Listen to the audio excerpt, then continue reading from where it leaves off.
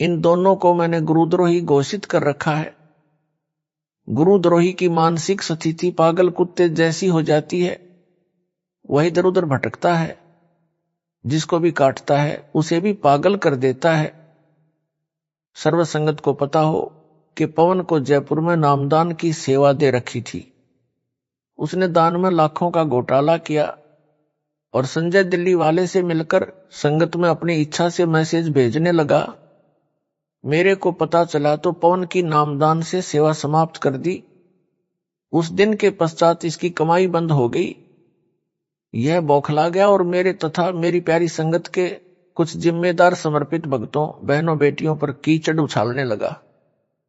मुझे पता चला कि संजय दिल्ली वाला और पवन दोनों मिलकर मेरे अनुयायियों को झूठ बोलकर मेरी जमानत करवाने के उद्देश्य से लगभग 50 लाख रुपये ठग चुके हैं। उन रुपयों का दुरुपयोग कर रहे हैं। मेरे द्वारा करोड़ों वर्षों से उलझे अध्यात्म ज्ञान को सुलझाने के पश्चात बनाई पुस्तकों व सत्संग डीवीडी को पढ़ सुनकर संजय तथा पवन विद्वान सिद्ध करने के उद्देश्य से सुलझे हुए ज्ञान का अडंगा बनाकर पुस्तकें बनाकर कर्म बिगाड़ रहे हैं। ये दोनों ऐसे विद्वान थे तो पहले क्यों नहीं लिखी पुस्तकें? ये दोनों अभी भोले अनुयायियों को झूठी कथा सुनाकर मेरे खास वफादार सेवकों को, जो कोऑर्डिनेटर हैं, ट्रस्ट के सदस्य हैं तथा राष्ट्रीय समाज सेवा समिति के प्रधान या पदाधिकारी व सदस्य हैं, उनको अखबारों में छपी तमाम झूठी अफवाहों को आधार बनाकर बदनाम कर रहे हैं। मेरे विषय में मीडिया में सब झूठ छपा था। यह सरकार का षड्यंत्र था। ये दोनों गुरुद्रोही चाहते हैं कि सर्वसंगत मेरे से भी हटकर इन पागल कुत्तों के साथ लग जाए और इनको दान दक्षिणा देवे। इनके मुंह संगत को ठगने का रस लग चुका है। इनकी हर कोशिश है कि किसी तरह संगत का भाव खराब करके नाम समाप्त करवा दें, क्योंकि ये काल के दूत हैं। ये स्वयं तो नरक की तैयारी कर चुके हैं, आप सबको भी खींचना चाहते हैं। परमेश्वर कबीर जी आपको सुरक्षित रखें।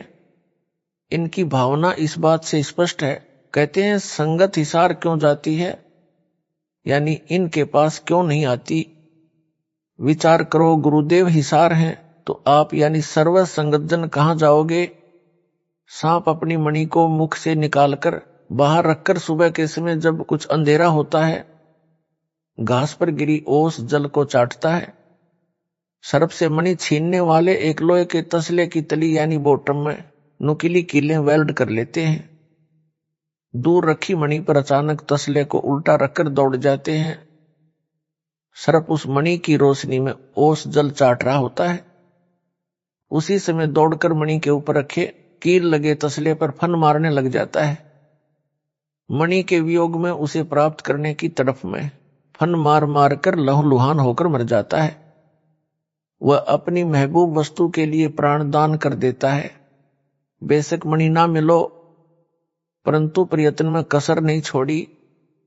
मेरी प्यारी संगत को इस दास ने सन 1994 से लेकर सन 2014 तक माता की तरह सत्य भक्ति मंत्र देकर तथा दान धर्म करवाकर आशीर्वाद देकर पाला पोसा है। क्या आप सर्प से भी गए गुजरे हैं कि गुरु के ऊपर रखे जेल रूपी तसले पर माथा भी नहीं टेकना चाहोगे? मैंने अपना सर्व जीवन आपको सुखी तथा फलते फूलते देखने के लिए न्यौछावर कर दिया है। आपको स्वयं सोचना है कि आपका क्या कर्तव्य बनता है। आप संगत ने मेरे वफादारों की बातें जो मेरा आदेश होता है माननी है, या मेरे तथा परमेश्वर कबीर जी के दुश्मनों संजय तथा पवन की झूठी और कपट युक्त बातों को महत्व देना है। इन दोनों जालिमों ने झूठ बोलने में रिकॉर्ड तो यह तोड़ दिया कि गुरु जी की पत्नी अनारो तथा बेटी मंजू के पास जेल के फोन से ऑडियो रिकॉर्ड की थी। वह वास्तव में यह थी कि संगत को कह देना कि संजय और पवन को गुरुद्रोही घोषित नहीं किया है। अनारो और मंजू ने उल्टा बता दिया कि इन दोनों को गुरुद्रोही घोषित कर दिया है। प्रिय संगत को फिर से बता दूं, सच्चाई यह है कि मैंने जेल नंबर 2 हिसार से फोन पर कहा था कि सर्व संगत से कह देना कि मैंने संजय दिल्ली तथा पवन जयपुर को गुरुद्रोही घोषित कर दिया है। संगत इनसे बात भी ना करे, ना कोई दान या सेवा दे। वह फोन की रिकॉर्डिंग आज भी सुरक्षित है। अन्य झूठ कहा है कि मेरे भाई महेंद्र ने अपने बेटे अमित को पैसे देकर केस से निकलवा दिया। यह झूठ है। अमित तो उन 800 भक्तों की लिस्ट में है जिनको सामान्य धारा लगी है, इसलिए अमित की जमानत हुई है, न कि केस से निकला है। ये इतनी झूठ बोलते हैं और लिखते हैं, सत्सेवक इनका बेड़ा गर्क होगा। अन्य झूठ कहा है 2012 में पहले वाले ट्रस्ट को समाप्त करके महेंद्र ने अपने नाम आश्रम करवा लिया। सच्चाई यह है कि यह एक ट्रस्ट है जो किसी व्यक्ति के नाम नहीं हो सकता। यह मेरी सहमति से, मेरे अपने हस्ताक्षरों से केवल ट्रस्ट का नाम बदला है। मैं स्वयं लुधियाना गया था, वहां हम सबके फोटो शूट किए गए थे। इस प्रकार की अनेकों झूठी बुराई करके मेरे खून पसीने से जुड़ी संगत रूपी फसल में आग लगाना चाहते हैं। मैंने संजय तथा पवन व अन्य जो इनके द्वारा भ्रमित होकर इनका साथ दे रहे हैं, उन सब के खिलाफ जेल नंबर 2 हिसार से जेल अधीक्षक के माध्यम से मुकदमा दर्ज करने के लिए पत्र श्री मुक्तसर साहिब के एसएसपी को भेजा है। इनके खिलाफ मुकदमा दर्ज हुआ और ये गिरफ्तार होकर जेल भी गए। इसी प्रकार मैंने 2 पत्र जेल हिसार से जेल अधीक्षक के माध्यम से उत्तर प्रदेश में एसएसपी मेरठ तथा रुड़की को भी भेजे हैं। वहां पर भी इनके खिलाफ मुकदमे दर्ज करवाए हैं। ये मेरे अनुयायियों से झूठ बोलकर मेरी जमानत करवाने के बहाने वह सत्संग करके धन ठग रहे हैं। सर्व संगत से निवेदन तथा आदेश है कि जिन जिन से इन ठगों ने रुपए लिए हैं उनकी तरफ से भी मुकदमा डलवाएं। ये भक्तों की आस्था के साथ खिलवाड़ कर रहे हैं। इनको सजा मिलनी चाहिए ताकि ये और अधिक हानि ना कर सके। सर्व संगत मुझदास पर विश्वास रखे कि जो भी दान या अन्य सेवा का रुपया पैसा आता है तथा जो खर्च होता है उस सब का हिसाब मेरे को मिल रहा है, मेरे आदेश से ही हो रहा है। आप विचार करें, जिन समर्पित भक्तों को ये दोनों दुष्ट बदनाम कर रहे हैं, उन्होंने 940 भक्तों की जमानत करवा दी है, पुस्तकें छपवाकर वितरित करवा रहे हैं, कर रहे हैं, सब मुकदमों को संभाल रहे हैं। 6 में बरी हो चुके हैं, उनका खर्च भी हो रहा है। जाट आरक्षण का समर्थन मेरी आज्ञा से हुआ है। हमने जाति धर्म को न देखकर सरकार की दमनकारी नीति का विरोध किया है। आगे भी यदि किसी कौम के साथ कोई भी सरकार अत्याचार व अन्याय करके उनका हक नहीं देगी तो हम संवैधानिक तरीके से उनका भी समर्थन करेंगे, उनको धन की सहायता भी करेंगे। जो जाट आरक्षण में 11 लाख वो 5 लाख रुपये चंदा दिया है, वह मेरे आदेश से केवल 115 भक्तों ने, जो जाट बिरादरी वालों ने अपनी ओर से इकट्ठा करके दिया है। सर्वसंगत बुद्धिमान है, आप इनकी चाल को समझ चुके हो, इसीलिए इन पागल कुत्तों को निकट नहीं आने दे रहे हो। कुछ अनाड़ी व अबोध भगत इनके जाल में फंसे हैं, उनको समझा दो कि ये झूठ बोल रहे हैं। गुरुजी ने इनको गुरुद्रोही गद्दार घोषित कर रखा है। आप अपना नाम शुद्ध करवाकर मुख्य धारा में आ जाओ, अपना जीवन इनकी बातों में आकर नष्ट ना करो। विचार करो भगतात्माओं, यानी भाई बहन बेटे बेटी, जो स्वार्थी नकली गुरु अपनी महिमा बनाने के लिए जिन भोली आत्माओं को शिष्य बनाता है, वह उनको कितनी हानि करता है, यह इस पत्र में भी बताया है, सत्संग में सुनाया है। अन्य झूठ या संजय साकट अपने द्वारा फंसाए भोले भक्तों को कहता है कि गुरुजी यानी दास का आदेश है कि 13वां पंथ यहां इस आश्रम से मेरे यानी संजय द्वारा चलाया जाएगा। उत्तर उस झूठे पाप आत्मा से पूछना चाहता हूं कि यह आदेश दास ने कब दिया? मैं क्या मर गया, अभी जीवित हूं, तथा किसी को आदेश देने का क्या अर्थ है? यह सब बकवास है। यह तो ऐसी मूर्ख बात है जैसे कोई बस में कंडक्टर की सीट पर बैठकर कहे कि अब बस इस सीट से मेरे द्वारा चला करेगी। विचार करो कि वह कैसा व्यक्ति है, नशे वाला या पागल, जो उसकी इस मूर्खता की बात पर विश्वास किए हैं, उनकी बुद्धि का क्या स्तर है, वे उससे भी मूर्ख हैं। इसलिए संजय दिल्ली जैसे झूठे गुरुओं को भगाने में कोई पाप संत गरीबदास जी शिष्य परमेश्वर कबीर बंदी छोड़ने नहीं बताया है, जो सत्य है। अब आप जी को सावधान हो जाना चाहिए। ऐसे नकली झूठे गुरुओं व भक्तों से दूरी बनानी चाहिए तथा पूर्ण संत यानी पूर्ण सतगुरु की शरण में रहकर मानव जीवन सफल बनाना चाहिए। हमारा मार्ग हिंसा का नहीं है। संत गरीबदास जी ने पीटना का भावार्थ बताया है कि उससे दूर हो जाओ, उससे मारपीट करने को नहीं कहा है। ऐसा व्यक्ति कितना हानिकारक होता है यह स्पष्ट किया है। इसलिए ऐसे हानिकारक तत्व से दूर हो जाओ, अपना मानव जीवन सफल करो। संत गरीबदास जी की वाणी है, समझा है तो सिर धर पाओ, बहुर नहीं रे ऐसा दाव। रामपाल दास और न ऐसा यसरे।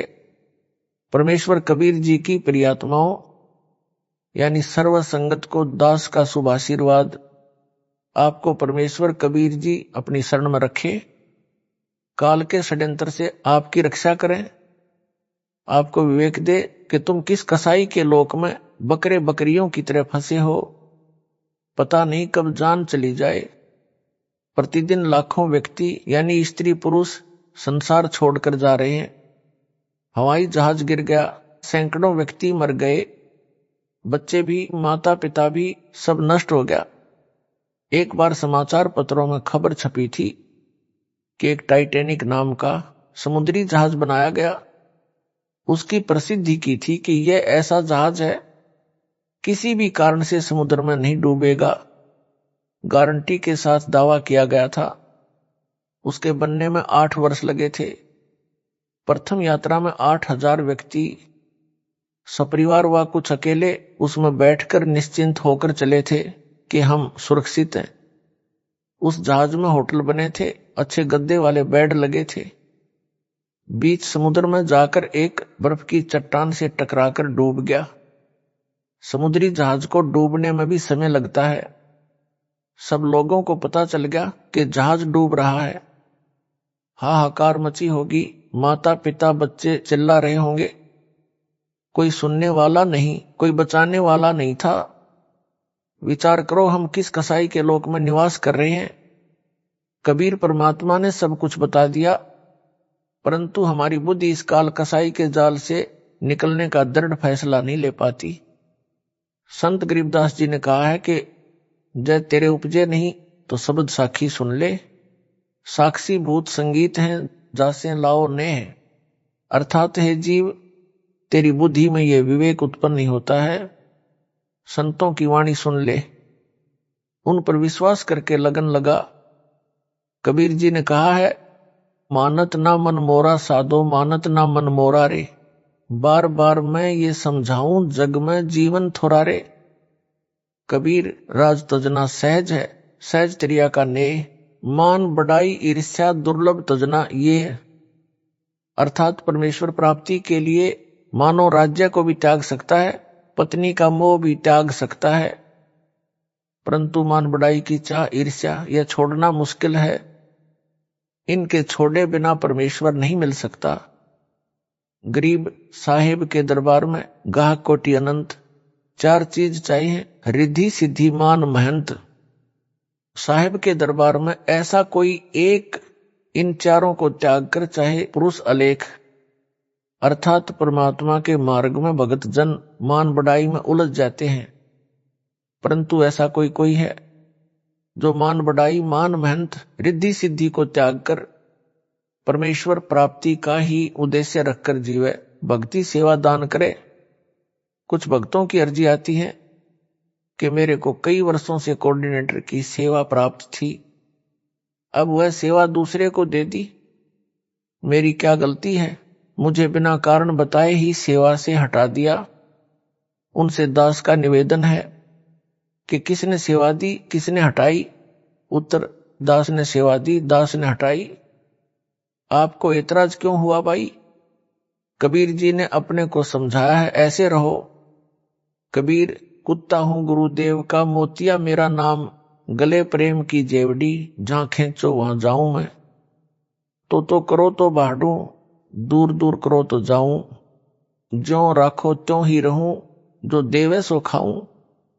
गरीब ये बातां कहन सुनन की नहीं है, कर पाड़ने की है। यदि मान बढ़ाई यानी यश की चाह है तो सुनो ऐसा यश यानी कीर्ति प्राप्त करो जो सदा साथ रहेगा। राजा बनकर यश पाया या तो उसी जीवन में अन्य राजा छीन लेगा, या मृत्यु के पश्चात उसका कोई नाम लेने वाला नहीं रहता। एक मूर्ति बना दी जाती है, वर्ष में एक बार धो मांझकर फूलमाला डाल दी जाती है। राजा का जीव गधा बनकर मिट्टी लादे फिर रहा होता है। संत गरीबदास जी ने कहा है कि मन तू सुख के सागर बस रहे और ना ऐसा यश रे। अर्थात आपको यश चाहिए तो सतलोक में निवास कर, इससे बढ़कर कोई कीर्ति नहीं है। इंद्री कर्म ना लगे लगारम, जो भजन करे निर्दुंद रे। गरीबदास जग कीर्ति होगी जब लग सूरज चंद्र रे। अर्थात जो भगत किसी प्रकार का राग द्वेष ना करके सच्ची लगन से भक्ति करता है, उसको पाप कर्म नहीं लगते, उसकी सदा कीर्ति होगी। संत गरीबदास जी ने कहा है कि तन मन धन अर्पिए भक्ति मुक्ति के काज, जिनके ऊर यानी दिल में भक्ति तो क्या इंद्र का राज। अर्थात काल के जाल से निकलने के लिए सर्वस्व परमात्मा कबीर जी के लिए समर्पित कर दीजिए। तन मन धन सब परमेश्वर का जाने, भक्ति सेवा दान करे तो उसके सामने इंद्र यानी स्वर्ग का राजा कुछ भी मायने नहीं रखता। इसलिए हे सेवादारों, दानवीर, सच्चे भक्तों व भगत मतियों, जब तक सूरज चांद रहेगा समर्पित भक्तों वो भगत मतियों यानी बेटे बेटियों तुम्हारा नाम रहेगा। दास आशा करता है कि मेरी प्यारी संगत यानी बेटा बेटी दास की पुकार को समझ गए होंगे। अपने परमेश्वर को घना ना सताओ, वो आपका बाप है। आपको काल कसाई की यातना सहन करते देखकर रोता है। आपके लिए सतलोक का सुख छोड़कर कहां आता है। उसका प्यार आपसे अटूट है। तुमने काल के झूठे सुख की भांग पी रखी है, कब उतरेगी। अब की बार भी पार नहीं हुए तो धिक्कार तुम्हारे माता पिता को, जिन्होंने तुम्हें जन्म दिया। सिर धड़कीबाजी लगाकर सेवा समरण दान करके निकल चलो इस पाप के स्थान से, इस दुखालय से। एक पल का विश्वास नहीं यहां पर क्या जुल्म हो जाए।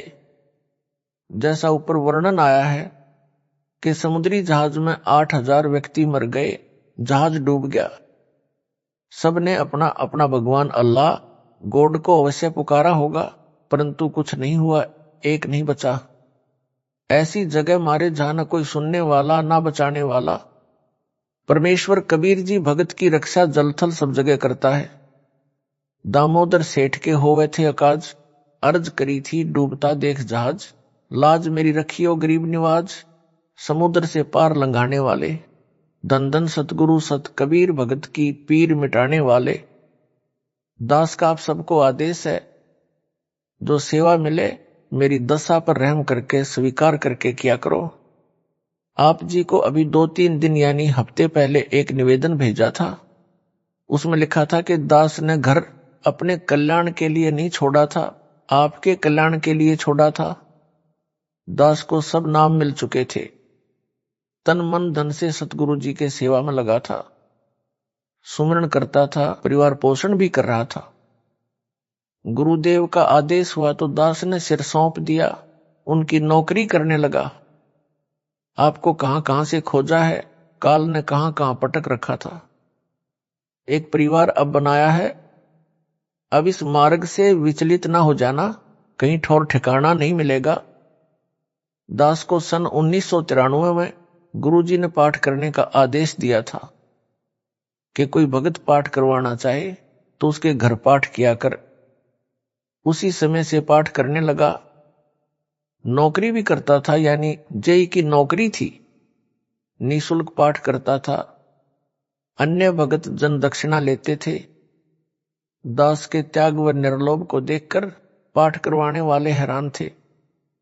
पाठ करवाने वालों की संख्या बढ़ने लगी, उनको अधिक लाभ होने लगे। सन 1994 में दास को नामदान करने का आदेश मिला। सन 1995 में घर त्याग कर गुरुदेव जी के वचन पर चल पड़ा। घर घर जाकर पाठ किए, जैसा मिला खाया, जो मिला पिया। किसी ने गाली दी, किसी ने अन्य दोष निकाले। ज्ञान सबसे हटकर होने से स्वीकार न हो रहा था। कहीं पत्थर खाए, कहीं गाली खाई, जेल में, कभी रेल में, कहीं कहीं धक्का पेल में, आज तक चैन नहीं है। सन 1993 से 2020 तक 28 वर्ष से कठिनाई व कष्ट झेल रहा हूं।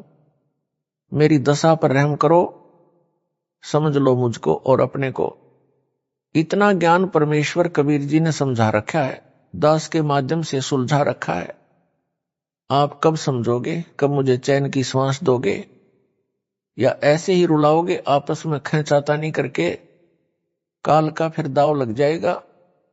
कबीर परमात्मा का मजाक उड़ाएगा, कहेगा कि करके दिखाओ पार, एक नहीं जाने दूंगा। मेरे जाल से निकलना आसान काम नहीं है। ब्रह्मा विष्णु महेश नहीं निकल सके।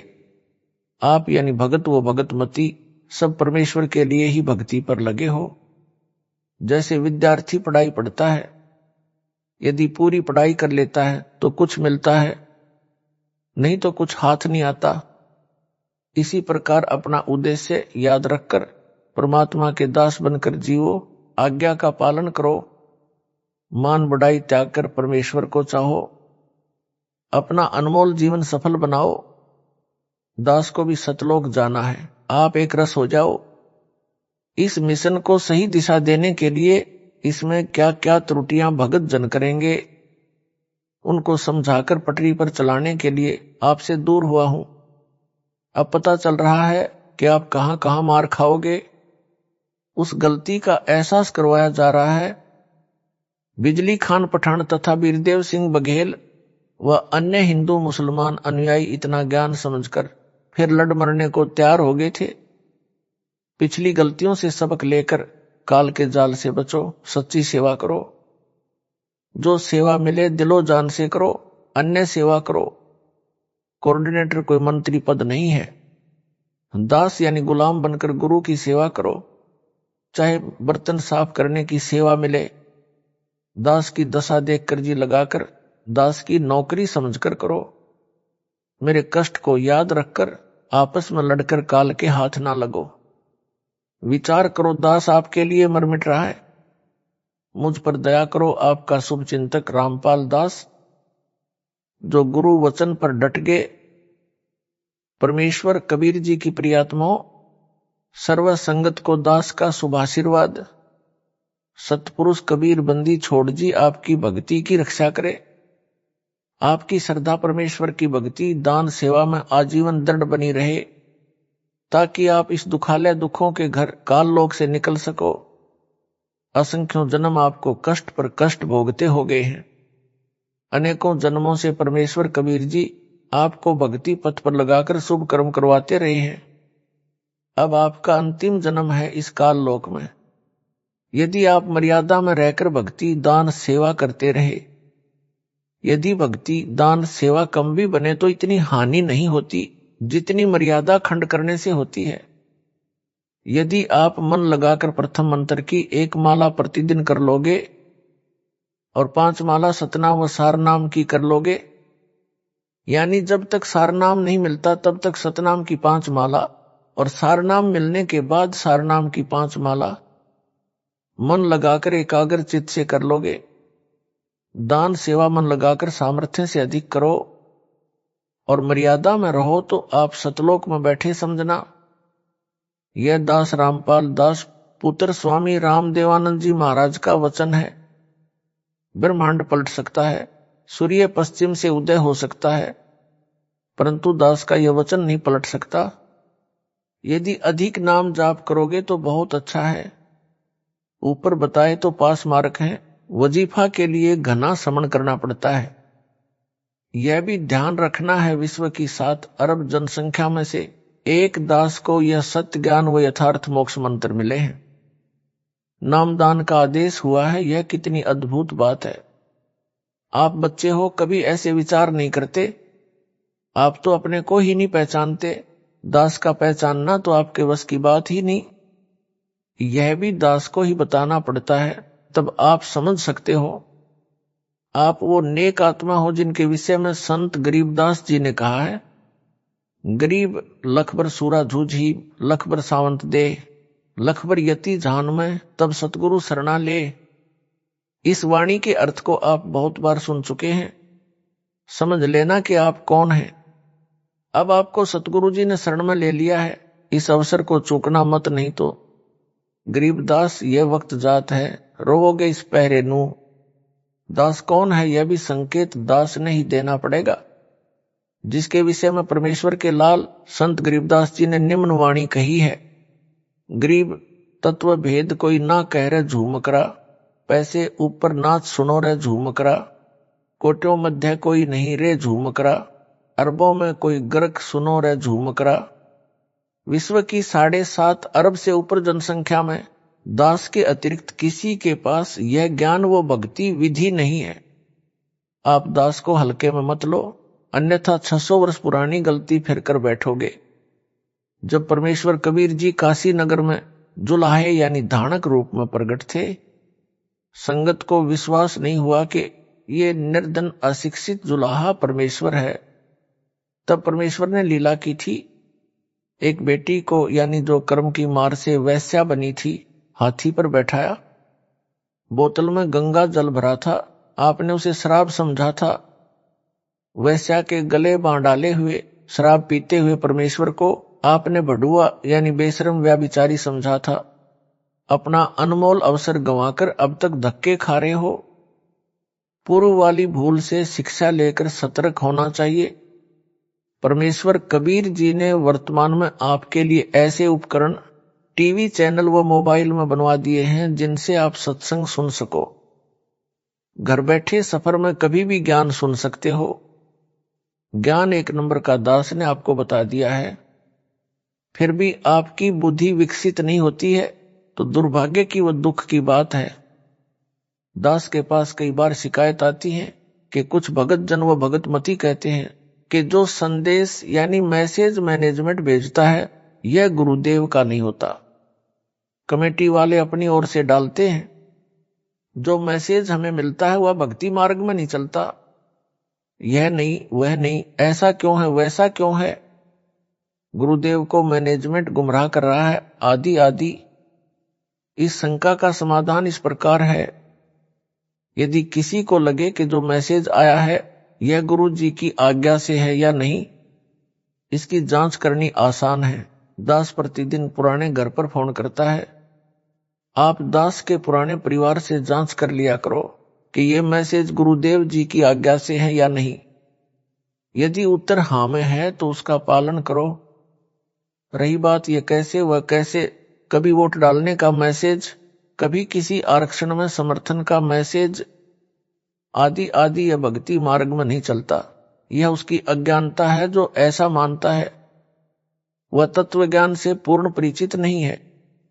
उसे ज्ञान अच्छी तरह समझना चाहिए या पुराने भक्तों की नकल कर लेनी चाहिए। ध्यान रखना चाहिए कि भाई जो गुरु वचन पर डट गए कट गए फंद 84 के, रह कट गए फंद 84 के। एक उदाहरण पर्याप्त है दास के संकेत को समझने के लिए। गोपीचंद तथा भरथरी दोनों मामा भांजा थे, यानी भरथरी जी गोपीचंद जी के मामा थे, दोनों राजा थे। प्रेरणा पाकर दोनों ने परमात्मा प्राप्ति के लिए राज त्याग दिया।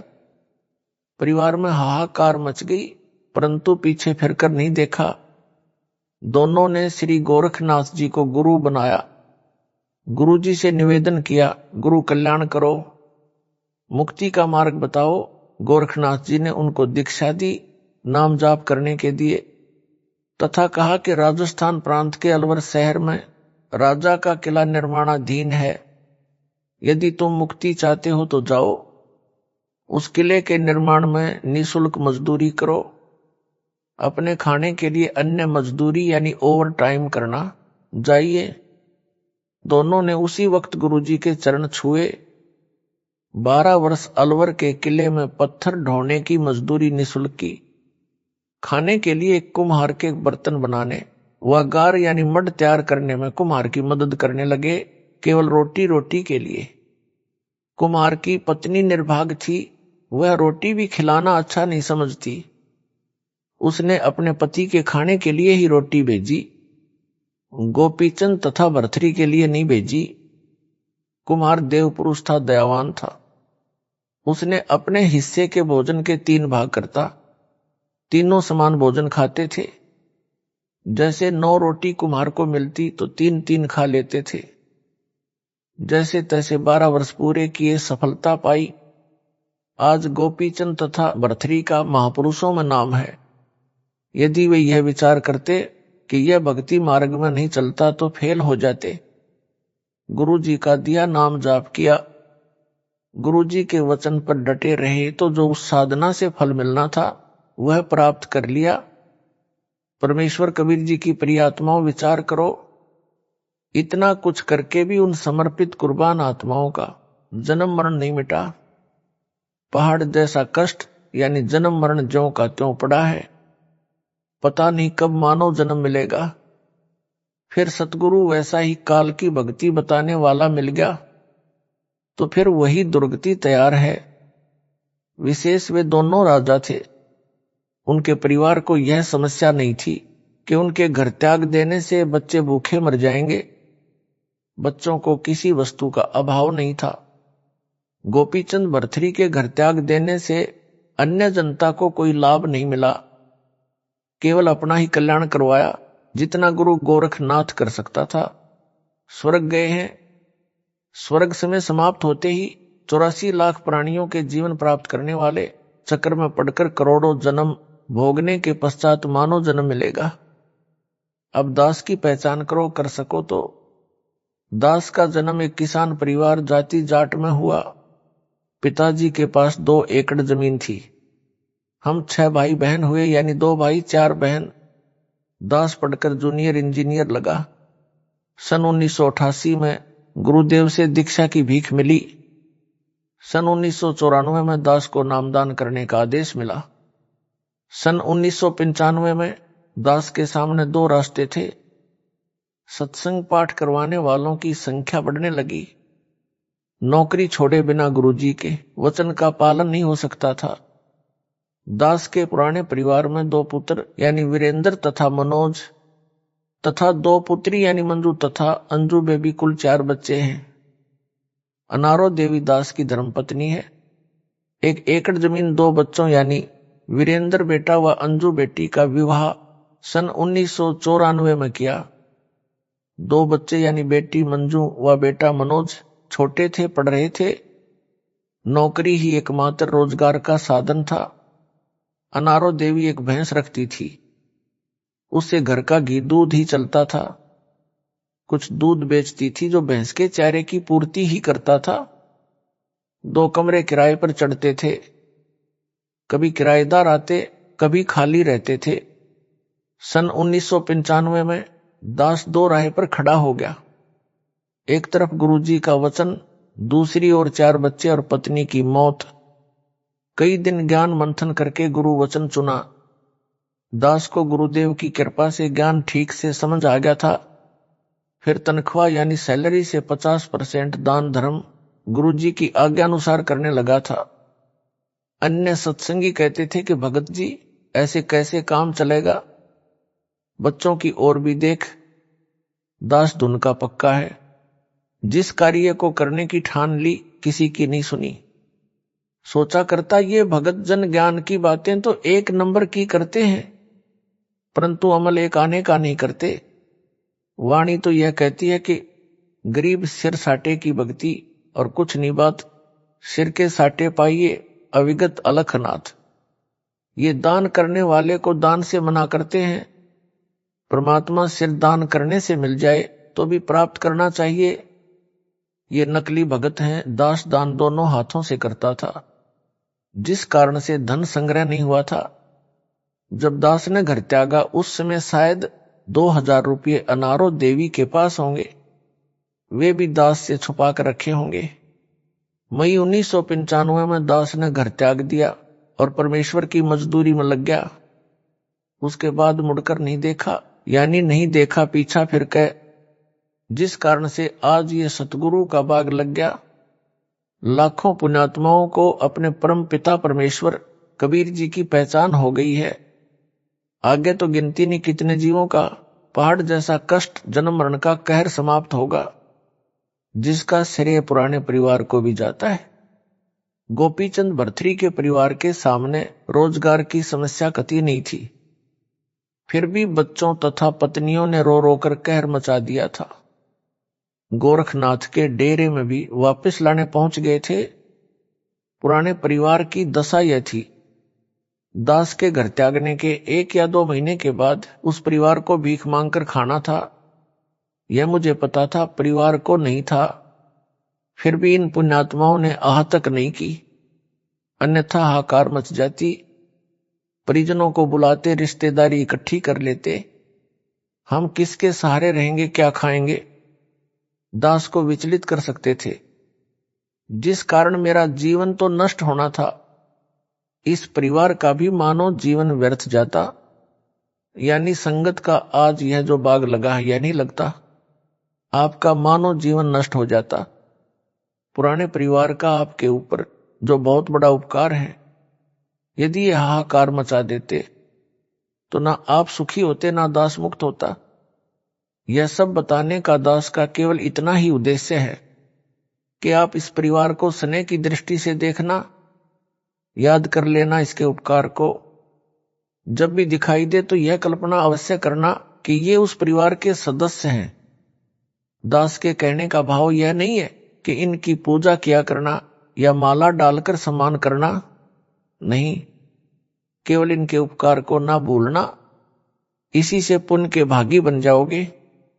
गोपीचंद तथा भरथरी ने घर त्यागा, ना अपना कल्याण करवा पाए, ना अन्य जनता को लाभ दे पाए। दास ने घर परमात्मा प्राप्ति के लिए नहीं त्यागा, आप पुण्यात्माओं के कल्याण के लिए। एक परिवार 2 बेटे 2 बेटी छोड़ी थी, लाखों परिवार लाखों बेटे बेटी मिल गई।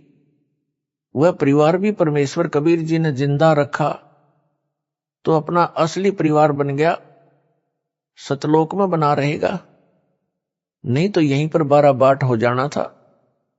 सर्वसंगत से निवेदन है, इस पत्र को अमर कथा मानकर सुरक्षित रखना। जब मन यानी काल का एजेंट परेशान करे, इसे पढ़ लेना। यहां पर यह बताना भी अनिवार्य है कि इस महान परोपकार में अपने अपने स्तर की सहायता प्रत्येक भगत व भगतमती ने सिर धड़की बाजी लगाकर की है। प्रत्येक का नाम लिखा जाए तो मोटा ग्रंथ बन जाएगा। आज भी सर्वसंगत पूर्ण समर्पित है। कुछ भगत जन विचलित होते हैं, उनके लिए संजीवनी का काम यह पत्र करेगा। मैनेजमेंट कौन है? आप में से भगत हैं, दास की आज्ञा का पालन करते हैं।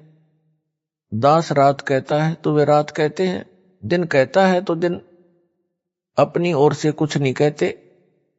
वे तत्व ज्ञान से पूर्ण परिचित हैं। वे समझते हैं कि गुरु जी की आज्ञा को अनदेखा करना नरक में गिरने के समान है। जैसे किरका जहर का रंग होरी हो, कहो कौन तिस खाए राम रांग होरी हो। एक नया पैसा दुरुपयोग करना, ये जहर यानी पॉइजन के किरके यानी कण के समान खाना समझते हैं। यानी परमात्मा के पैसे में गड़बड़ करना जहर खाने के समान मानते हैं। जहर का एक कण ही बुरा हाल कर देता है। अधिक खाना क्या करता है सबको पता है। समय आने पर आप सबको पता चल जाएगा कि दास कौन है। आप केवल कबीर जी का वफादार कुत्ता दास को मानकर चलो, जो भौंक भौंक कर आप धनी लोगों को जगा रहा है, चोरी होने से बचा रहा है। जागते रहना, नाम का जाप करते रहना, जगत की बातों में न आना। भगत का मार्ग जगत से भिन्न है। जगत की रीति रिवाज सुखी श्यान भक्ति का नाश करने वाली हैं। इसलिए भाई जो गुरु वचन पर डट गए, कट गए फंद 84 के, रह कट गए फंद 84 के। वस्तु मिली ठोर की ठोर, मिट गई मन पापी की दौड़। भरम मिटे मथुरा काशी के, भरम मिटे मथुरा काशी के।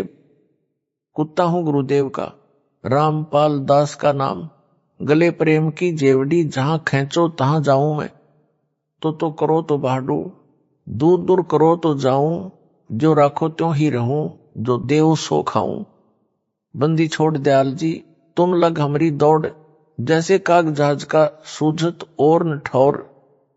आप सबका शुभ चिंतक रामपाल दास, पुराने परिवार की बेटी व अब भगत परिवार की बेटी मंजूबाई ने निवेदन किया था कि गुरुदेव जी कुछ भगत उपरोक्त शंका करते हैं, उनको क्या जवाब दें, हमारी मानते नहीं है। उस बेटी से निवेदन है इस पत्र को उनको दे दें और कहें कि यह गुरुदेव का आदेश है, इसे पढ़ो। इस पत्र को टाइप करवाकर सर्व संगत में भेजा जाए। यदि कोई फिर भी शंका करता है तो वह भक्ति नहीं चाहता। बेटी मंजू ने कहा था कि भगत कहते हैं कि आप यानी मंजू यहां आकर भक्तों को विश्वास दिलाओ कि जो मैसेज मैनेजमेंट भेजता है वे गुरुदेव के आदेश से किए जाते हैं। हम भक्तों को इकट्ठा कर लेंगे। मंजू बेटी ने दास से निवेदन किया कि आप लिखकर भेजें। क्या बताऊं, उसके लिए दास ने ऊपर लिखा यह पत्र लिखा है। आपका शुभ चिंतक रामपाल दास। खुले तथा अखंड पाठ की मर्यादा। गुरुदेव जी का आदेश। सतगुरु देव जी के आदेशानुसार खुले पाठ तथा अखंड पाठ के लिए बरती जाने वाली सावधानियां इस प्रकार से हैं। पहला, पाठ प्रकाश के समय की जाने वाली स्तुति की वाणी संपूर्ण होते ही यानी सत साहिब होते ही पाठ पर बैठना है। प्रत्येक पेज पूर्ण होने पर संपट अवश्य पढ़ना है। पेज पलटते समय वाणी पूरी हो या अधूरी रहे, पहले संपट अवश्य पढ़ना है। संपट पढ़ने का उद्देश्य है कि पेज पलटते समय वाणी रुके नहीं, पाठ खंड ना हो जाए। दूसरा, हाथ पैर धोकर पाठ पर बैठना है। तीसरा, पाठ पढ़ते समय इमरजेंसी आने पर दूसरे पाठी को बुलाने के लिए ताली बजाएं या पाठी के साथ रखी घंटी बजा दें। रात्रि के समय या दिन में पाठी के पास बैठने वाला सेवक यदि निंद्रा में हो जाए, पाठी को इमरजेंसी हो जाए जैसे लघु शंका यानी पेशाब या लैट्रिन का दबाव बन जाए तो भी ताली या घंटी का प्रयोग करें। पाठी का सहयोगी पाठ पढ़े, जब पाठी लौट आए तब स्थान छोड़ दे।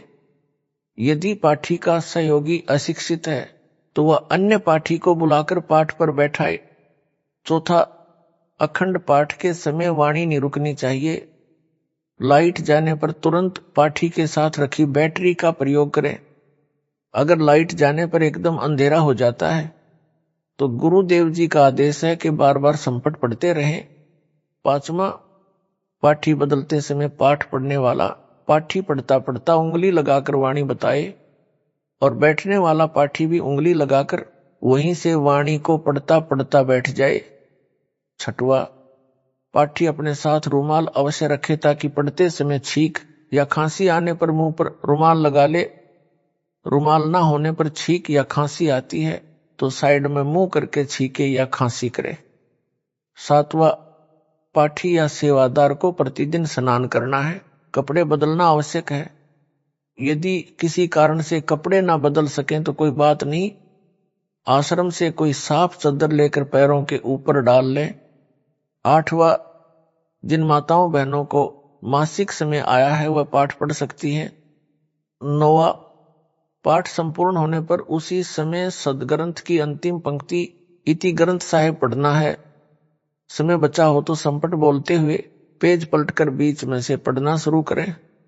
जब भोग लगाना चाहें उस समय दोबारा इति ग्रंथ साहिब ना पढ़े, सीधा पाठी उठ जाए, आरती वाली क्रियाएं प्रारंभ कर दें। 10वां, टॉयलेट जाने के बाद कपड़े बदलना व नहाना जरूरी नहीं है, हाथ पर अच्छी प्रकार धो लें।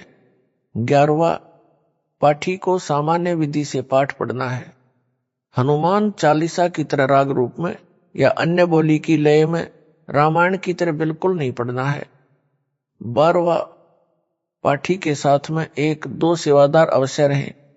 13वां, सदग्रंथ साहिब पर चंवर करते हुए यह ध्यान रखना है कि चंवर पाठी को ना लग जाए, चंवर केवल सदग्रंथ साहिब पर ही करना है। 14वां, पाठ पढ़ते समय व चंवर करते समय अगर जुराब पहनना चाहें तो पहन सकते हैं। पेशाब व शौच जाते समय जुराब निकाल कर जाएं, पैर हाथ धोकर पहने। यदि जुराब पहने हुए पेशाब या शौच गलती से चला जाए तो जुराब निकाल दें, स्वच्छ जुराब पहने। 15वां, दरबार साहिब में लगे हुए फोटो प्रतिदिन बदलना अनिवार्य नहीं है, खराब होने पर बदल सकते हैं। साफ कपड़े से सफाई प्रतिदिन या आवश्यकता अनुसार कर सकते हैं। 16वां, केवड़े का जल केवल सदग्रंथ साहिब व फोटो पर छिड़कना है, अन्य किसी पर नहीं छिड़कना। 17वां, जो माई बहन बेटी बिंदी लगाकर आती है वे पाठ पढ़ सकती हैं। काजल या अन्य श्रृंगार व चमकीले कपड़ों वाली, बालों को डाई करवाने वाले लिपस्टिक लगाकर माई बहन बेटी या भगत पाठ पर नहीं बैठ सकते। 18वां, सिर पर छज्जेदार टोपी पहनकर पाठ नहीं पढ़ सकते, केवल सामान्य टोपा या टोपी पहनकर पाठ पढ़ सकते हैं, रुमाला पहनना आवश्यक नहीं है। 19वां, चंवर सेवा 24 घंटे करना अनिवार्य नहीं है, कभी भी बंद कर सकते हैं। 20वां, पाठ पढ़ते समय जो भगत पाठ पढ़ रहा हो वही संपट पड़ेगा, अन्य भगत नहीं। 21वां, कुछ माता बहनों के बाल लंबे होते हैं जो टोपा पहनने से या सिर पर चुन्नी ढकने से या सिर पर रुमाला बांधने से पीछे की तरफ दिखाई देते हैं। इस तरीके से जो भी माता बहन हो पाठ पर बैठ सकती है। 22वां, एक समय एक स्थान या आश्रम में माइयों व भक्तों के भिन्न भिन्न पाठ चले तो दोनों स्थानों पर एक जैसी व्यवस्था करें।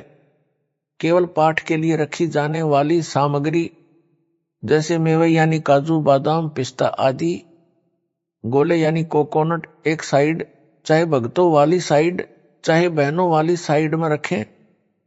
जैसे 100 पाठों की सामग्री है वह एक स्थान पर रखें तथा दूसरी जगह केवल एक पाठ की सामग्री ही रखें। फल जो भोग से पहले दिन लाए जाते हैं वे भी एक साइड में रखें।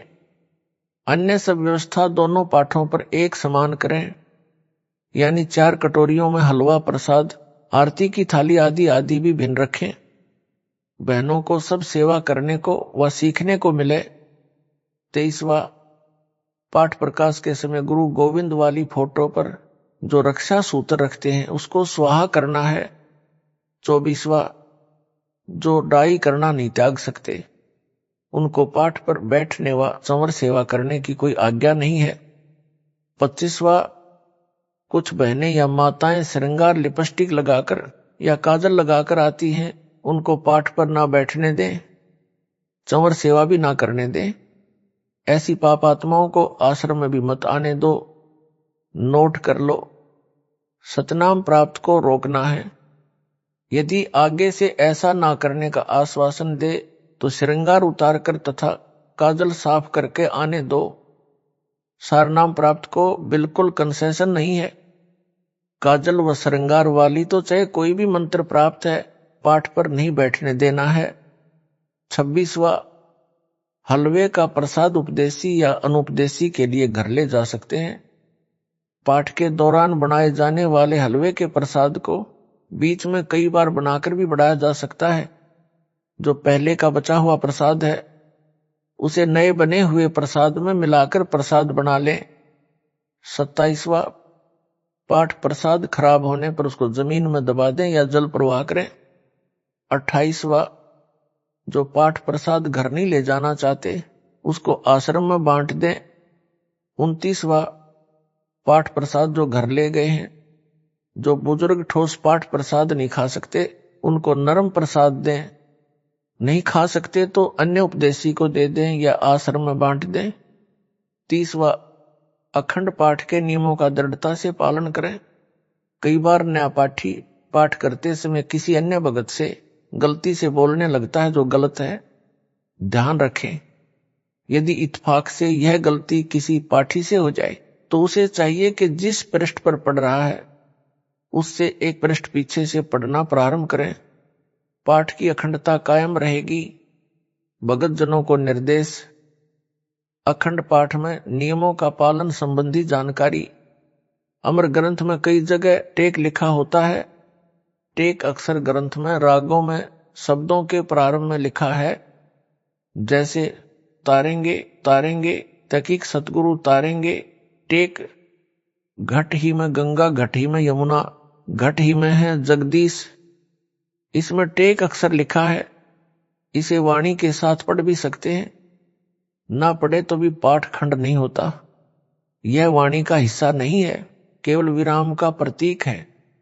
टेक शब्दों में प्रथम वाणी के अंत में लिखी होती है, कई शब्दों में लिखी भी नहीं है।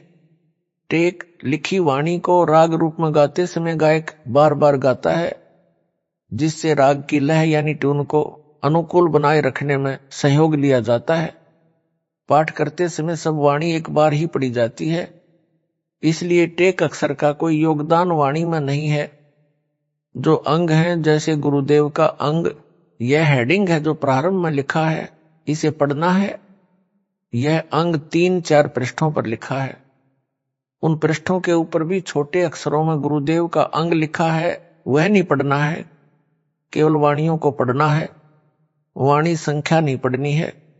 जैसे वाणी संख्या नहीं पढ़ी जाती, ऐसे ही जहां शब्दों में टेक शब्द लिखा है, उसे भी पढ़ना अनिवार्य नहीं है। पाठ के दौरान सबसे अहम नियम, नजर नेक रखें, नियत साफ रखें, मन में दोष द्वेष ना रखें, पक्षपात ना करें, परमात्मा से डरें, बहन बेटी माई को बुरी नजर से ना देखें, पाप को मन में जगह ना दें। जो सेवादार व पाठी इन नियमों को खंड करेगा, उसके द्वारा किया गया पाठ लाभ के स्थान पर हानि करेगा, उसे भी कष्ट उठाना पड़ेगा। विशेष खुले पाठ में पाठी बीच में बोल सकता है, जब चाहे पाठ को पढ़ना बंद कर सकते हैं। रात्रि में पढ़ना अनिवार्य नहीं है, यदि पढ़ना चाहें तो मनाही भी नहीं है। शेष मर्यादा उपरोक्त अखंड पाठ वाली ही है, जिनका पालन करना अनिवार्य है। खुला पाठ 7 दिन, 5 दिन या 4 दिन किया जा सकता है, परंतु अखंड पाठ 3 दिन में संपूर्ण करना होता है, जिसमें एक आश्रम में भक्तों तथा बहनों की ओर 2 पाठ चलते हैं। यदि एक साइड वाला पाठ पीछे चल रहा है, भोग के समय तक संपूर्ण एक समय नहीं हो सकता, तो माइक बंद करके 2 पाठी बैठा दो, दोनों अलग अलग पृष्ठों को पढ़ें। इस प्रकार पाठ को समय पर संपूर्ण किया जाए। पाठी के कपड़े बैठने में सुविधाजनक हो तथा फैशन वाले व चमकीले ना हो। पैंट पहन सकते हैं, सुविधाजनक हो। सत साहिब रामपाल दास। भक्ति मर्यादा। सतनाम प्राप्ति के लिए तथा प्राप्त करने के बाद आवश्यक नियम, जिनमें से एक भी नियम खंड नहीं करना है। यदि निम्न नियमों का पालन नहीं कर सकते तो सतनाम ना ले। उपदेश प्राप्त पुण्यात्माएं परमात्मा के मार्ग पर चलती हैं, वह परमात्मा प्राप्ति के लिए यात्रा प्रारंभ करती हैं।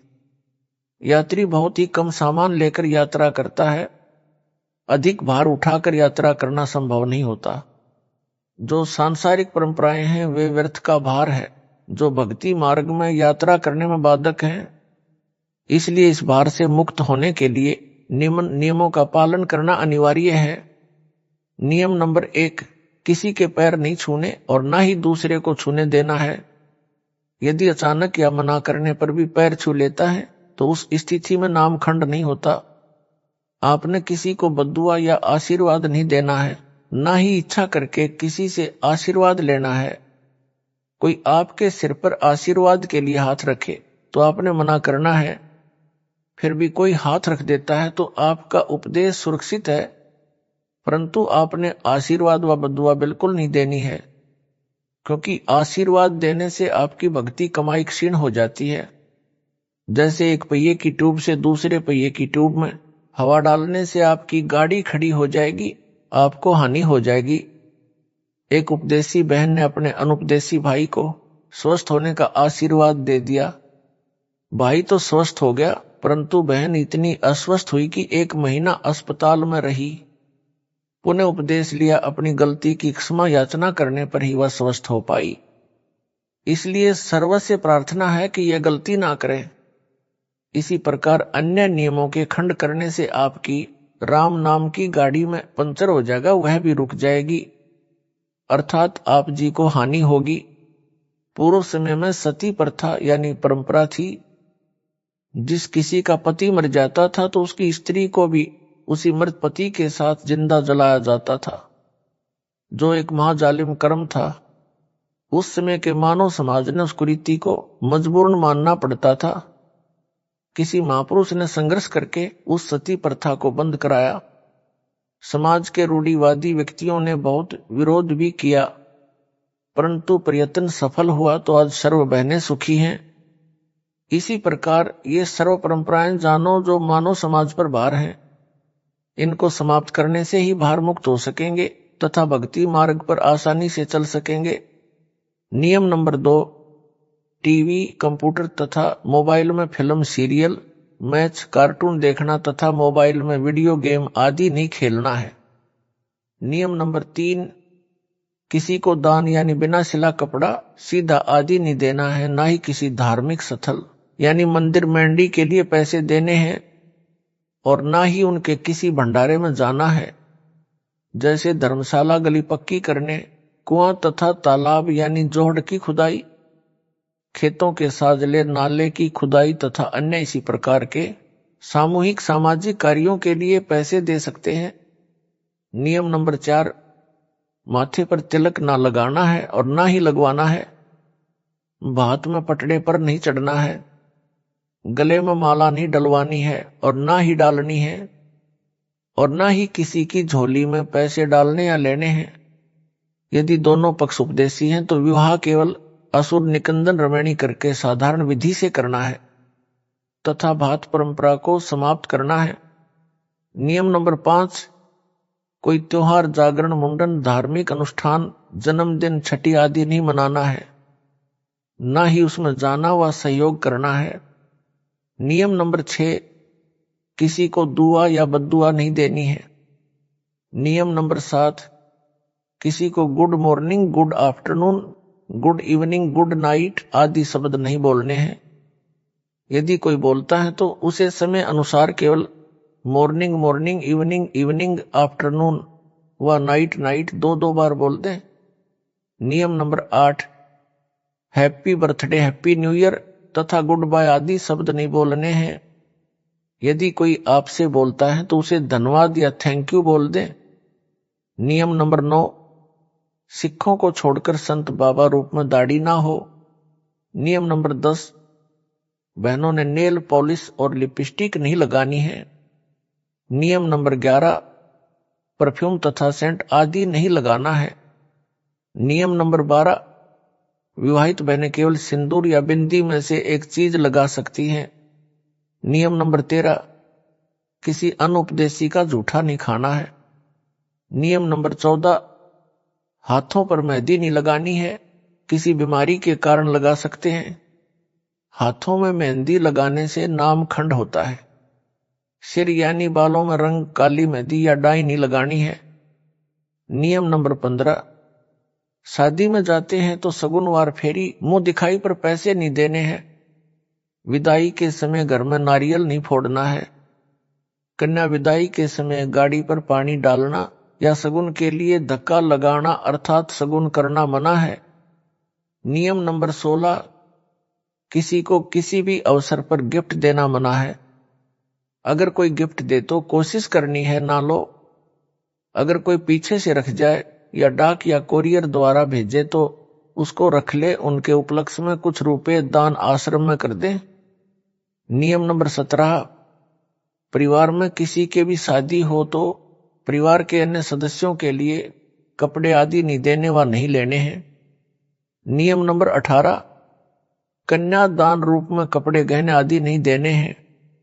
रुपए भी इस उपलक्ष्य में देने हैं कि आपने वहां खाना खाया है और बहन के घर जाते हैं तो इसी उद्देश्य से पैसे दे सकते हैं कि आपने वहां खाना खाया है या चाय आदि पी है।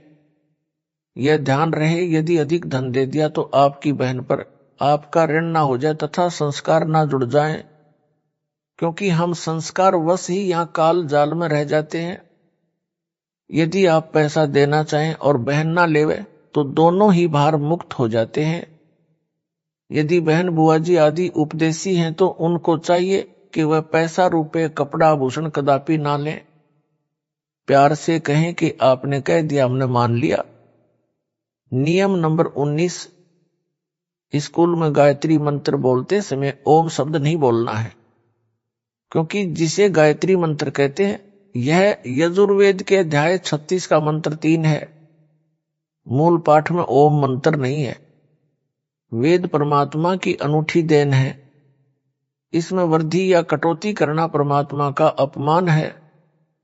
लाभ के स्थान पर हानि ही होती है। इसलिए इस मंत्र के साथ ओम नहीं बोलना है। यजुर्वेद के अध्याय 36 मंत्र 3 अर्थात कथित गायत्री मंत्र मात्र परमात्मा की महिमा का एक मंत्र है। इसे पढ़ने से परमात्मा के गुणों का ज्ञान होता है। जैसे बिजली की महिमा कहीं लिखी हो, उसको कविता बनाकर गाते रहने से बिजली के गुणों का ज्ञान तो होता है, परंतु बिजली का लाभ नहीं मिल सकता। लाभ तो बिजली का कनेक्शन लेने से ही मिलेगा। इसी प्रकार यजुर्वेद अध्याय 36 मंत्र 3 जिसको गायत्री मंत्र बताकर जाप करने को कहते हैं, वह व्यर्थ है, क्योंकि यह मंत्र तो परमात्मा की महिमा का ज्ञान कराता है, परमेश्वर के गुणों अर्थात लाभ को बताता है। वह लाभ अधिकारी संत से सतनाम व सारनाम की दीक्षा प्राप्त करके अर्थात कनेक्शन लेकर ही प्राप्त हो सकते हैं। यजुर्वेद अध्याय 36 मंत्र 3 अर्थात गायत्री मंत्र की आवृत्ति करने से नहीं। फिर भी कोई अज्ञानी व्यक्ति विद्यार्थियों को विवश करे तो ओम शब्द का उच्चारण ना करें, केवल गायत्री मंत्र का भूर्भुव स्वा से ही उच्चारण प्रारंभ करें। ओम एक अक्षर को ना लगाए। अध्यापकों को चाहिए कि यजुर्वेद अध्याय 36 मंत्र 3 की अपेक्षा संत गरीबदास जी महाराज की वाणी से मंगलाचरण विद्यार्थियों से बुलाएं। गायत्री मंत्र से कई गुना लाभ होता है, परंतु सतनाम तथा सारनाम बिना सब व्यर्थ है। नियम नंबर 20, मुर्दे के अंतिम संस्कार में लकड़ी डाल सकते हैं, कंधे पर या अन्य साधन द्वारा शव को ले जा सकते हैं। नियम नंबर 21, मुर्दे पर एक से अधिक कफन नहीं डालना है। यदि आपसे पहले किसी ने कफन डाल रखा है तो आपने कफन नहीं डालना है, क्योंकि कफन केवल एक ही होता है। अगर पहले कफन डाल रखा है फिर किसी ने एक से ज्यादा कफन डाला है तो नाम खंड होता है। नियम नंबर 22, शादी में खाना खा सकते हैं, यह मानकर पैसे दे सकते हैं कि आपने यहां भोजन खाया है। नियम नंबर 23, यदि दोनों पक्ष उपदेशी हैं तो पीलिया देना छूछक देना बंद करना है। एक पक्ष अनुपदेशी है तो केवल 2-2 जोड़ी कपड़े केवल जच्चा व बच्चे के देने हैं।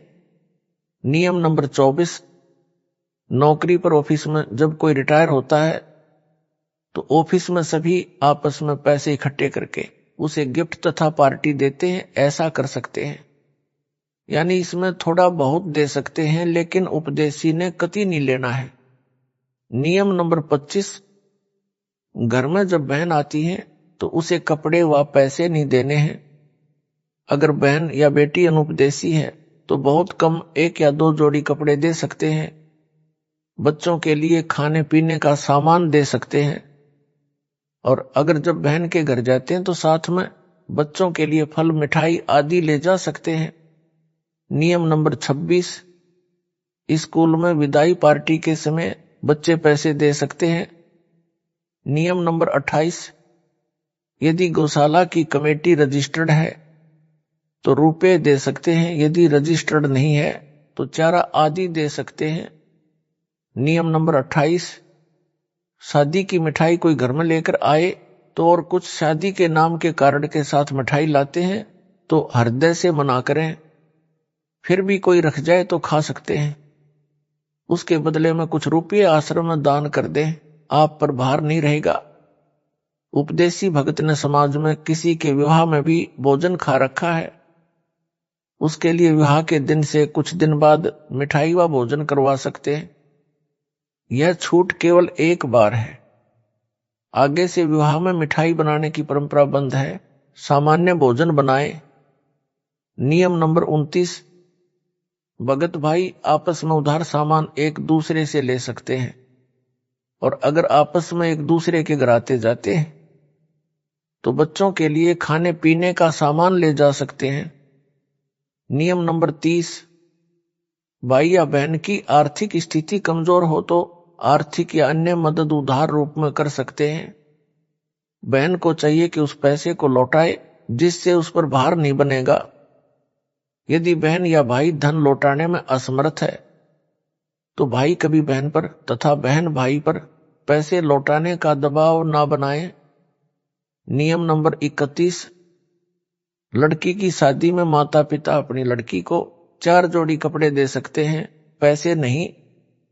अगर लड़के की शादी में लड़की वाले बगैर नाम वाले हैं और वो अगर जबरदस्ती अपनी लड़की को कुछ देना चाहे तो इसी प्रकार लड़की की शादी में लड़के वाले अनुपदेशी कुछ मांग करें तो स्पष्ट मना कर दें, बिल्कुल नहीं लेना देना है।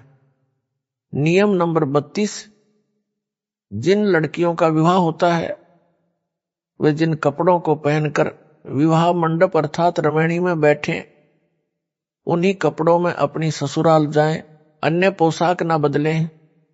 किन्हीं परिस्थितियों में बदलनी पड़े, जैसे मिट्टी लग जाए, गीली हो जाए या अन्य कारण से खराब हो जाए तो बदल सकते हैं, अन्यथा नहीं। सुनने में आया है कि कुछ बहनें रमणी में विवाह के समय सामान्य पोशाक पहनती हैं, बाद में तड़क भड़क वाली पोशाक पहनकर ससुराल जाती हैं। वह मर्यादा के विरुद्ध है।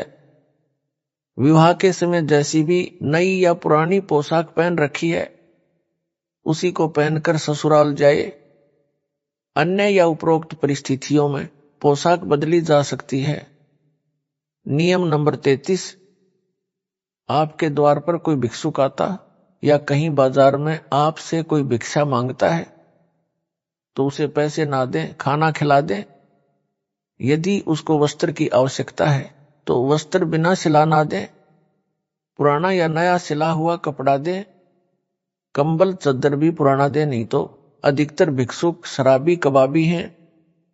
नए कपड़ों को बेचकर शराब आदि नशीली वस्तुओं का प्रयोग करते हैं। वह दोष दान करने वाले को भी लगेगा। एक श्रद्धालु ने कहा कि यह अच्छा सा नहीं लगता कि भिक्षुक को रुपए ना दें, आत्मा नहीं मानती।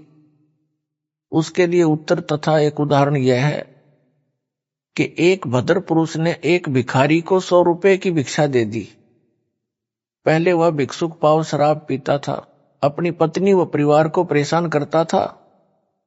उस दिन 100 रुपये प्राप्त होने के कारण उस भिखारी ने आधा बोतल शराब पी ली। शराब के नशे में अपनी पत्नी को पीट डाला। उस भिखारी की पत्नी ने बच्चों समेत आत्महत्या कर ली। उस जेंटलमैन के 100 रुपये के दान ने एक परिवार को उजाड़ दिया। इसका दोष दानकर्ता को है। गीता में लिखा है कि कुपात्र को किया दान लाभ के स्थान पर हानि करता है। कबीर परमेश्वर जी कहते हैं, गुरु बिन माला फेरते, गुरु बिन देते दान, गुरु बिन दोनों निष्फल हैं, पूछो वेद पुराण। नियम नंबर 34, किसी भी नियम के खंडित हो जाने पर आपको परमेश्वर से मिलने वाला लाभ बंद हो जाएगा। जैसे बिजली का कनेक्शन कट जाने पर सर्व लाभ बंद हो जाते हैं, जो कार्य बिजली से होने थे वे रुक जाते हैं। इसी प्रकार परमात्मा की शक्ति से जो आपको तथा आपके परिवार को लाभ मिलना था वह रुक जाता है। एक बहन ने बताया कि उसके पति ने दीक्षा भी ले रखी है, किसी भी नियम का पालन नहीं करता। इसी प्रकार एक भगत ने अपनी पत्नी की शिकायत की। उसके विषय में यह जाने कि उनका नाम खंडित हो चुका है। ऐसे व्यक्तियों का कोई भयंकर पाप कर्म है। नाम खंडित होने पर वह पाप कर्म अपना प्रभाव करके हानि करेगा। जब तक मर्यादा में रहकर भक्ति करते हैं तो वह पाप कर्म हानि नहीं कर सकता। एक बहन ने ऐसे ही नाम खंडित कर रखा था। कुछ वर्षों के पश्चात उसकी जीभ में कैंसर का रोग हो गया। उस बहन से पूछा कि क्या अब आपको टीवी देखना, लिपस्टिक लगाना अच्छा लगता है? उसने रोते हुए कहा, नहीं नहीं। इसी प्रकार परिवार व शरीर में हानि से बचने के लिए तथा परमात्मा से लाभ प्राप्त करके मोक्ष प्राप्ति के लिए मर्यादा में रहें, अन्यथा पाप कर्म आपको क्षति कर देगा। इसलिए सर्व पुण्यात्माओं से पुनः निवेदन है कि सर्व नियमों का विधिवत पालन करके मानव जीवन को सफल बनाए तथा पूर्ण मोक्ष प्राप्त करके सदा सुखी बने, सतलोक में निवास करें। जो विद्यार्थी शिक्षा समय में मौज मस्ती करते हैं वे शिक्षा से वंचित रह जाते हैं, आजीवन कष्ट उठाते हैं। जो शिक्षा के समय में मौज मस्ती ना करके लगन से शिक्षा पूरी कर जाते हैं तो उनको विद्यालय में किए प्रयत्न का फल बाहर क्षेत्र में नौकरी द्वारा प्राप्त होता है। इसी प्रकार सर्व मानव परमात्मा प्राप्ति के विद्यालय में विद्यार्थी यानी भगत हैं। जो भगत मौज मस्ती करते हैं, भक्ति तथा नियमों का पालन ना करके अन्य प्राणियों के शरीरों में घोर कष्ट उठाएंगे। जो लगन के साथ मर्यादा में रहकर परमेश्वर कबीर जी की भक्ति साधना मुझ दास से प्राप्त करके आजीवन करते रहेंगे, उनको सतलोक में सर्व सुविधाएं प्राप्त होगी। वहां वृद्ध अवस्था नहीं है, मृत्यु भी नहीं होती, ऐसा ही जीवन है। नर नारी व परिवार है, वह कभी मृत्यु को प्राप्त नहीं होता। इसलिए सत्य भक्ति करके अपना जीवन सफल बनाएं। जिस सत्य भक्ति से आपको यहां भी सर्व आवश्यक सुख सुविधाएं प्राप्त होंगी तथा पूर्ण मोक्ष भी मिलेगा। विशेष छूट, समाज में स्थान बनाने के लिए विशेष छूट दी जाती है। संत रामपाल दास का निवेदन दिनांक 17 फरवरी 2018 से लागू। पहला, लड़की की बिना नाम वाले परिवार में शादी होती है और ससुराल वाले आन उपासना के लिए मजबूर करते हैं। जैसे उनके देवी देव धाम पर उनके साथ जाने के लिए, वहां पर धोख लगाने के लिए कहते हैं, तो उपदेशी बेटी उनके साथ सैर सपाटा जानकर चली जाए। जैसा वे कहें करती रहे, परंतु मंत्र अपना जाप करती रहे। यदि वहां कोई तिलक लगाता है तो लगवा ले, तुरंत उतार दे। यदि हाथ के नाला यानी धागा बांधता है तो बाद में तोड़ फेंके। दूसरा, यदि किसी त्योहार पर भोजन बनाने के लिए कहे तो बना दे, उसे खा भी ले, परंतु भोग वाला ना खाए। यदि भोग लगाकर सब भोजन में मिलाते हैं तो उसे ना खाए, अपना भोजन अलग निकाले या भिन्न बना ले। तीसरा, बात के समय यदि किसी उपदेशी को जाना पड़े, यदि मजबूरी है तो कोई बात नहीं है। चौथा, यदि कोई माला डालता है तो उसे हाथ में पकड़ ले, यदि डाल दी जाए तो तुरंत निकाल ले। पांचवा, यदि किसी अधिकारी या राजपद प्राप्त भगत को कोई उद्घाटन रस्म करनी पड़े तो अनिच्छा से एक ड्रामा समझकर करे। छठवा, यदि सरकारी कर्मचारी या अधिकारी का या प्राइवेट नौकर को या पुत्रावधुआ पत्नी को निषेध वस्तु लेने के लिए आदेश होता है तो बचे।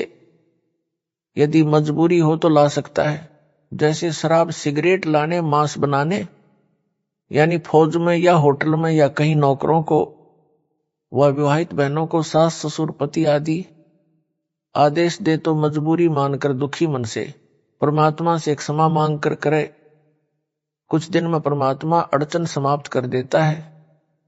पहले उनको मना करे कि मैं यह पाप नहीं कर सकता, कर सकती, फिर भी जोर दे तो कहे कि इसका पाप आपको लगेगा, कहकर कर दे। सातवां, यदि सैनिक या सिपाही को गोली मारने का आदेश होता है तो मना ना करे, क्योंकि वह दोष आदेश करने वाले को लगता है, उसकी नौकरी यही है। रण में शहीद हुए सैनिक व सिपाही को स्वर्ग प्राप्ति होती है। आठवां, विशेष परिस्थिति में बालों में रंग कर सकते हैं, हर्बल वाला यानी आयुर्वेद वाला। नौवां, कई बेटियों बहनों को बिगड़ी परिस्थितियों में कार्यालय में लिपस्टिक लगाने के लिए मजबूर किया जाता है। उनके लिए छूट दी जाती है कि कार्यालय में जाने से पहले लगा ले तथा छुट्टी के बाद तुरंत उतार दे। कोशिश करे ना लगाए तो अच्छा, यह स्वास्थ्य के लिए भी हानिकारक है। प्रचार प्रसार समिति, सतलोक आश्रम, चंडीगढ़ रोड, बरवाला जिला, हिसार, हरियाणा, भारत। सत साहिब।